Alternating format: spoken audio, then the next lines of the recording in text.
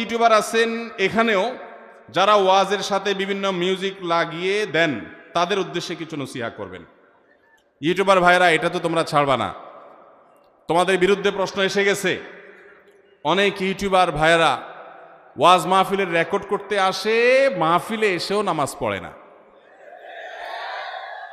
আমি ইউটিউবার ভাইদেরকে বলবো, তোমাদের আল্লাহকে সবচেয়ে বেশি ভয় করা উচিত। প্রিয় ভাইরা, ছোট ভাইরা যারা আছো তোমরা তাদেরকে বলছি, যারা বড় ভাইরা আছেন তাদেরকে বলছি, আপনাদের আল্লাহকে বেশি ভয় করা উচিত। কেন? কারণ যত ওয়াজ আপনারা শুনছেন, এই মাহফিলের উপস্থিত দর্শকরা এত ওয়াজ শুনে নাই। প্রত্যেক মাহফিলে মাহফিলে সব হুজুরের ওয়াজ আপনারা মুখস্থ। এরপরও যদি আপনারা আমল না করেন, তাহলে পরিণতি কি হতে পারে একমাত্র আল্লাহ তাআলা ভালো জানেন। এজন্য আল্লাহকে ভয় করেন। ওয়াজের ভিডিও ক্লিপের মধ্যে আবার মিউজিক লাগাই দেন, শুধু সেটা প্রতিদিন ইউটিউবে দেখি। আমার ভিডিও থাম্বনেল লাগাই দিছি এমন এক নোংরা যে ওটা ধারে কাছেও ভিতরে কিছু নাই, কিন্তু উপরে উল্টাটা লাগাই দিস।